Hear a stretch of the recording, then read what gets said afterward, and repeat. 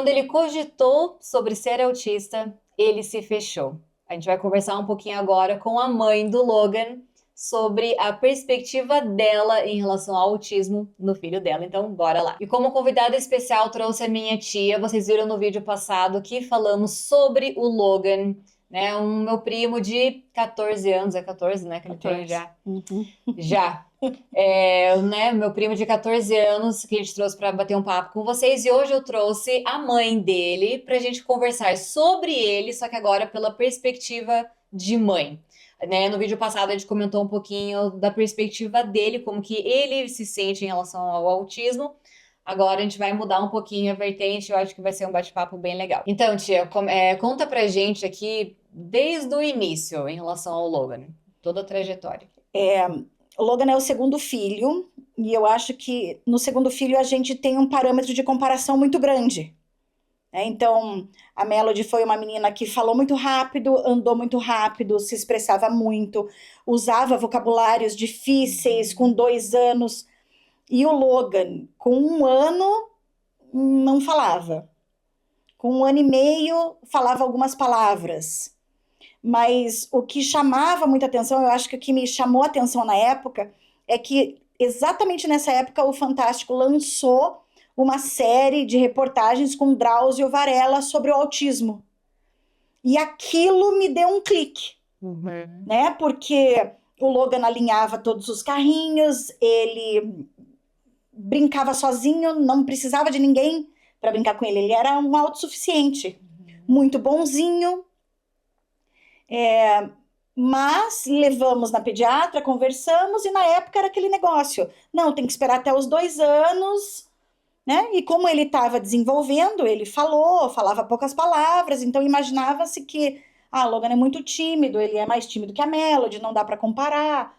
Então, foi menino demora mais. Isso, então foi o que aconteceu na época, né? Foi o que aconteceu na época. Mas hoje, depois da Summer, juntando todas essas peças do quebra-cabeça, então o Logan, com 3 anos, ele precisou de uma investigação de saúde muito grande, porque a gente não conseguia achar qual era o problema dele. Que ele apagava, de repente o Logan tinha uns apagões, né? Tava com uma gripinha, mas não é algo que você acha normal na criança. Ficar branco, baixava a pressão. E aí, com essa investigação, a gente chegou na síncope vasovagal. Então, hoje, né, depois de 11 anos, nós sabemos que a síncope vasovagal, em alguns casos, está relacionada com autismo.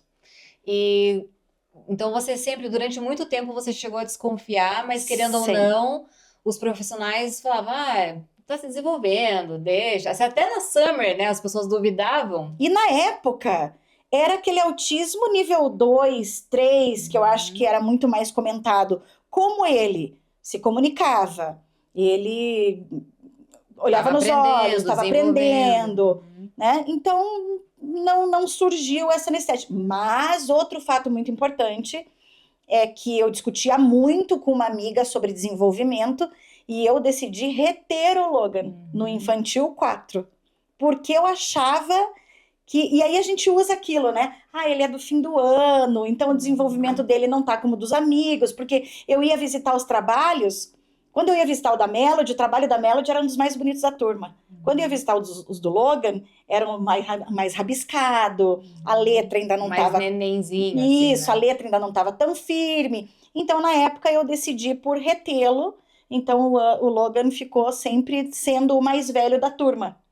O que fez muito bem para ele. E ajudou ele a ter uma autoestima bem melhor do que teria, talvez, Muito se tivesse na outra turminha. Exatamente, né? Exatamente.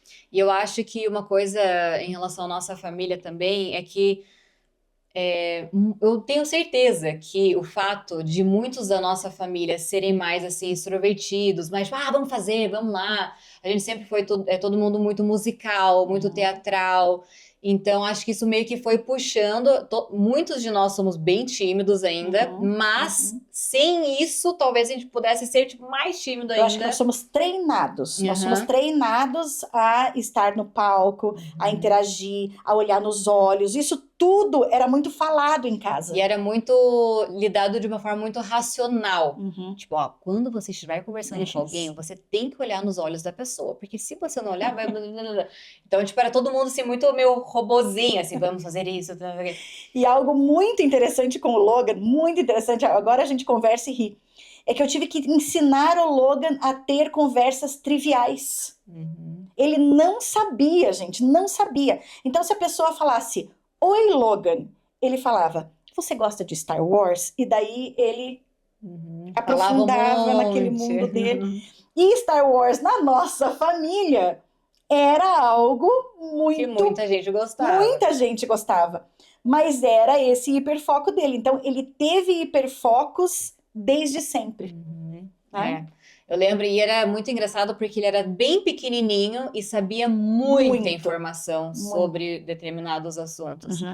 E eu acho que querendo ou não, o que acontece também, acho que com muitos autistas adultos que recebem o diagnóstico na vida adulta, é que talvez o jeito que os pais agiram na época que a criança era pequena pode ter sido dolorido em muitas partes também, mas por outro lado, algumas atitudes devem ter ajudado, tipo, não, vai lá, faz lá. Não, só vai e faz, só vai e liga, só vai e pede. Esse incentivo, né? Esse incentivo mesmo. Então, no colégio, ele nunca teve dificuldade de interação, ele sempre mostrava liderança, interagia muito bem, desenvolvimento cognitivo muito bom. Então, não surgiu, depois dessa fase, não surgiu nenhum questionamento. Nenhuma preocupação. E querendo ou não, algo que a gente até comentou no vídeo com ele, foi que ele cresceu com a mesma turma de amigos, né? Isso. Então, isso deve ter ajudado ele a se sentir um pouco mais à vontade de ser ele, ao invés de ficar, não, preciso mascarar, porque esses aqui são diferentes, esse aqui é aluno novo. Não. E a gente até estava comentando ele por ser menino. Eu incentivava o esporte, claro, mas pela síncope vasovagal. Ele começava as aulas e baixava a pressão, e daí ele se sentia muito pior. Então, né, a gente foi deixando isso de lado com ele. Ele também pegou pandemia, ele não sofreu durante a pandemia, porque para ele ficar em casa o tempo inteiro era maravilhoso. Não ter que interagir. E ele interagia com os amigos só pelo videogame, já estava ótimo, né? Ótimo. Então, a gente não trouxe isso mais até a vinda da Summer, né, para o Brasil, onde a gente pode ter esse contato tão grande com ela, e aí sim a gente poder sentar e ter esse esclarecimento através da Violet, do Marcel, da Summer, do que a gente podia estar enfrentando ali, e ainda bem que deu tempo e agora ele vai. Sim, e eu acho que o fato que, principalmente assim, tipo, nas pessoas do nosso convívio, ninguém falava na época, né, que a gente veio pra cá, sobre autismo em adultos. Era mais em crianças e crianças, tipo, que apresentavam características mais clássicas. Então, quando a gente veio pra cá e a gente começou a aprofundar mais, tipo, mas isso aqui é característica, mas olha, isso é isso, e a gente faz... E não só falar da característica, mas a gente começou, a gente age assim por causa disso. Entender a cultura familiar. A nossa cultura familiar traz traços muito fortes do autismo. E aí é inevitável que a gente acaba comentando, né? Olha isso, nossa, mas isso então... E aí você vai fechando esse quebra-cabeça mesmo. E aí a gente vai vendo, não, mas então... Isso aqui é uma característica que é igualzinho a essa pessoa, que é igual a essa pessoa, então essa pessoa também é. E daí você começa a analisar, nossa, mas então essas pessoas também são. Sim. Porque no começo, todo mundo, eu imagino que é muito comum acontecer isso, tipo, mas meu pai era assim, mas meu avô era assim, mas todo mundo na nossa família age assim ou pensa assim. Então, eu acho que muitas pessoas vão meio que atrasando o diagnóstico com esse pensamento. Mas depois que um é diagnosticado e você começa, não, mas a gente o outro também é, outro pode ser... Faz nossa, então é isso. E aí você começa a entender ainda mais os membros da própria família, né? É isso mesmo. Então, ele tinha essas características, aí vocês chegaram há 2 anos atrás, vamos colocar assim mais ou menos, o Logan estava no 7º ano. É uma fase que começa a ser bem complicada, né? Para quem é pai de adolescente, sabe que é uma fase que começa a ficar muito complicada. E logo que a Violet chegou e que a gente foi percebendo isso e que ele foi tomando mais conhecimento disso, ele dizia, mas eu vejo isso. Não, mas eu faço isso. Eu me identifico com isso. E nesse período, ele se fechou porque ele começou a estudar sobre o autismo. Então, o autismo, nessa época, virou um hiperfoco para ele. E ele pesquisava isso. Aí, ele se uniu a amizades que se interessavam por isso. E aí, eu fui sentindo o Logan se isolando. Porque antes ele, não, vou fazer, tá todo mundo indo, vou tentar. Isso. Antes, a gente não conversava sobre esse esforço que ele fazia para socializar, né? E é interessante esse fato, porque a gente pensa assim, a maioria das pessoas recebe um diagnóstico, tipo, mais adulta, então, quando a gente recebe o diagnóstico, tipo, nossa, agora faz tudo sentido, agora eu posso, né, ficar mais feliz, mais relaxado, daí a gente se desafia em algumas coisas, então talvez um conhecimento um pouco diferente. Com ele, a gente até comentou sobre isso no vídeo passado, que ele falou assim, não tem muita diferença, tipo, eu entendi algumas coisas, as peças se encaixaram, mas pra mim, ok, a minha vida continuou igual, tal. Mas justamente por isso, porque ele ainda não tinha não passou pela fase de sofrer por conta do autismo, eu acho né? que ele enfrentou esses problemas, e aí você acompanhou comigo que ele enfrentou uma mudança muito drástica quando ele deixou essa turma e mudou de colégio, não se sentiu aceito no colégio, e isso para ele lidou, eu como mãe vendo hoje, ele lidou de uma maneira muito madura. Mas eu acho que também, e é claro, você deve ter comentado que ele vai começar toda a investigação, né? Eu acho também que o mais importante é que a gente tem muitas conversas com ele e que força ele a pensar e a tentar expressar o que é. E uma coisa muito bonitinha que ele falou foi que assim, é porque se eu precisar de alguma coisa, eu sei para quem pedir, eu sei aonde ir. E que é justamente o oposto do que muitos autistas sofrem.